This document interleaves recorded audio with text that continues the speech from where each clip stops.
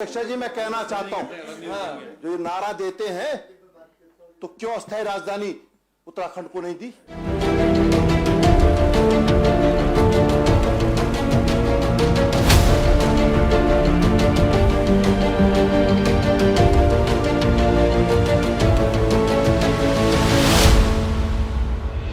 उत्तराखंड में 7 दिन तक चलने वाला शीतकालीन सत्र 2 ही दिन में स्थगित हो गया है। ये जो सत्र था ये 5 दिसंबर तक चलने वाला था, लेकिन बीती देर शाम को जो विधानसभा के प्रभारी सचिव है उन्होंने सत्र अनिश्चितकाल के लिए स्थगित होने की अधिसूचना भी जारी कर दी है।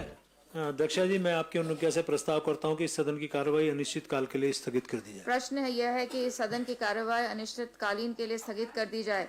जो माननीय सदस्य इसके पक्ष में कृपया हाँ कहें, जो माननीय सदस्य के विरोध में कृपया नहीं कहें।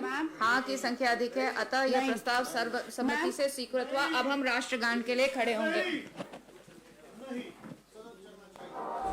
आपके मन में भी एक सवाल जरूर होगा कि जो हमारे द्वारा चुने गए जनप्रतिनिधि हैं वो किस तरह से हमारी आवाज जो है कि वो सदन में रखते हैं और क्या क्या विधेयक पास हुए इस बार, वो पूरी जानकारी आज हम आपको देंगे। और क्या क्या इस दौरान हुआ, कौन कौन से जो विधेयक थे वो पारित हुए और कौन कौन से विधेयक थे जो वापस लौट गए।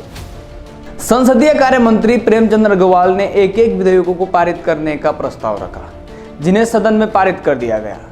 महिलाओं को राजकीय सेवा में 30% जो क्षैतिज आरक्षण है वो भी इस बार पास हो गया है। और राज्य में जबरन धर्मांतरण पर जो सख्ती से अंकुश लगाने के लिए उत्तराखंड धर्म स्वतंत्र विधेयक, इसमें संशोधन हुआ है। ये जो विधेयक था इसके समय 14 कुल जो जितने भी बिल थे उन पर चर्चा किए बिना ही ये पास हो गए हैं, जबकि 2 विधेयक इसमें लौटे हैं। इन विधेयकों के बारे में हम आपको आगे जानकारी देंगे। उससे पहले आपको बता दें कि जो ये सत्र चला था विधानसभा का शीतकाल सत्र, इसमें गैरसैंण राजधानी को लेकर खूब सदन गरमाया रहा।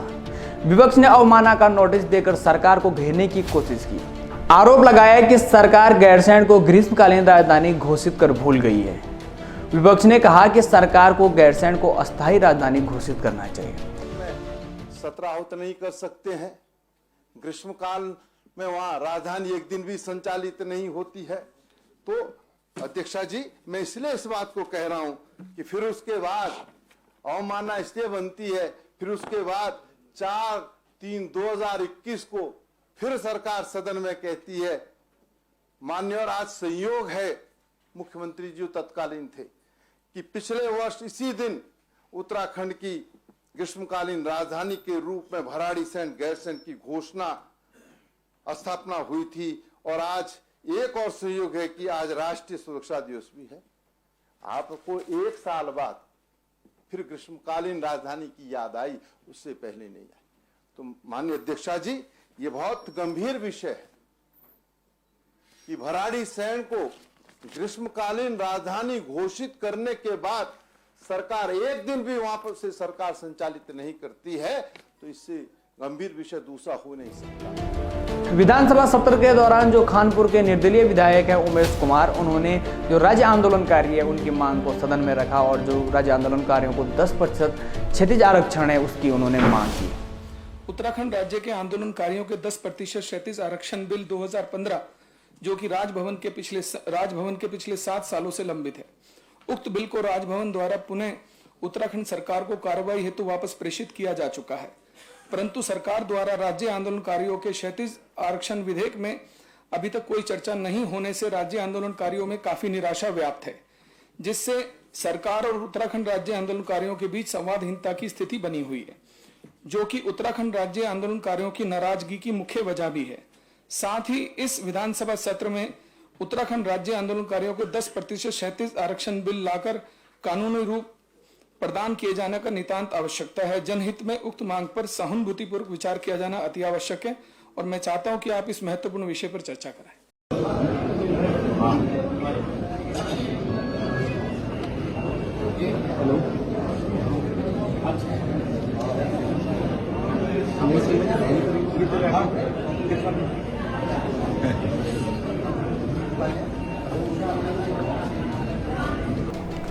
इस दौरान विपक्ष ने उत्तराखंड अधीनस्थ सेवा चयन आयोग यानी कि UKSSC की भर्तियों के घोटाले के मुद्दे पर सदन में हंगामा किया। मामले की CBI जांच की मांग उठाई। सरकार ने विपक्ष के आरोपों को खारिज किया तो नाराज विपक्षी सदस्यों ने सदन से सांकेतिक तौर पर वॉकआउट किया। यानी कि सदन से उठकर चले गए थे। तो चलिए जानते हैं कि कौन कौन से विधेयक जो थे वो इस बार पास हुए और कौन कौन से विधेयक थे जिन्हें वापस लौटना पड़ा। उत्तराखंड विनियोग 2022-23 अनुपूरक विधेयक 2022 का सदन की अनुज्ञा से पुरस्थापन, उस पर विचार एवं पारण। मत संख्या 2, बंगाल, आगरा और असम सिविल न्यायालय उत्तराखंड संशोधन और अनुपूरक उपबंध विधेयक 2022 के विचार एवं पारण 5 मिनट। मत संख्या 3, उत्तराखंड दुकान और स्थापन रोजगार विनियम और सेवा शर्त संशोधन विधेयक 2022 के विचार एवं पारण 5 मिनट। मत संख्या 4, पेट्रोलियम एवं ऊर्जा अध्ययन विश्वविद्यालय संशोधन विधेयक 2022 के विचार एवं पारण 5 मिनट। मत संख्या 5, उत्तराखंड धर्म स्वतंत्रता संशोधन विधेयक 2022 के विचार एवं पारण 5 मिनट। मत संख्या 6, भारतीय स्टाम्प उत्तराखंड संशोधन विधेयक 2022 के विचार एवं पारण 5 मिनट। मत संख्या 7, उत्तराखंड माल और सेवा कर संशोधन विधेयक 2022 के विचार एवं पारण 5 मिनट। मत संख्या 8, उत्तराखंड कूड़ा फेंकना एवं थूकना प्रतिषेध संशोधन विधेयक के विचार एवं पारण 5 मिनट। मत संख्या 9, उत्तराखंड जिला योजना समिति संशोधन विधेयक 2022 के विचार एवं पारण 5 मिनट। मत संख्या 10, उत्तराखंड पंचायती राज संशोधन विधेयक 2022 के विचार एवं पारण 5 मिनट। मत संख्या 11, हरिद्वार विश्वविद्यालय विधेयक 2022 के विचार एवं पारण 20 मिनट। मत संख्या 12, उत्तराखंड नगर एवं ग्राम नियोजन तथा विकास संशोधन विधेयक 2022 के विचार एवं पारण 5 मिनट। मत संख्या 13, उत्तराखंड विशेष क्षेत्र पर्यटन का नियोजित विकास और उन्नयन संशोधन विधेयक 2022 के विचार एवं पारण 5 मिनट। मत संख्या 14, उत्तराखंड लोक सेवा महिलाओं के लिए क्षैतिज आरक्षण विधेयक 2022 के विचार एवं पारण 20 मिनट। अब आपको बताते हैं कि जो विधेयक वापस हुए वो कौन कौन से थे। इसमें उत्तराखंड पंचायती राज द्वितीय संशोधन विधेयक था जो वापस हुआ है, साथ ही कारखाना उत्तराखंड संशोधन भी इसमें जो विधेयक था वो वापस किया गया है। जो ये सत्र स्थगित हुआ है अनिश्चित काल के लिए, इसको लेकर विधानसभा अध्यक्ष युद्धभूषण खंडूड़ी ने क्या कहा, आप भी सुनिए। सत्र चलता है, सदन चलता है टैक्स पेयर के पैसे से, और जब मेरे पास कोई भी बिजनेस नहीं होगा तो मेरे लिए सत्र चलाना बेमाने है। जस्ट टू सैटिस्फाई कोई पॉलिटिकल किसी का एजेंडा हो सकता है, केवल उसके लिए मैं सत्र चलाऊं और 3 या 6 या 10 दिन चलाऊं, ये टैक्स पेयर के साथ खिलवाड़ होगा। हार्ड अर्न मनी है, पैसा बहुत मुश्किल से कमाया जाता है, तो इसलिए बिजनेस होगा तो हम 5 दिन 7 दिन जितना भी दिन का बिजनेस होगा उसको अवश्य। इस तरह की तमाम जानकारी आपको आगे भी देते रहेंगे। आप देखते रहिए न्यूज स्टूडियो उत्तराखंड।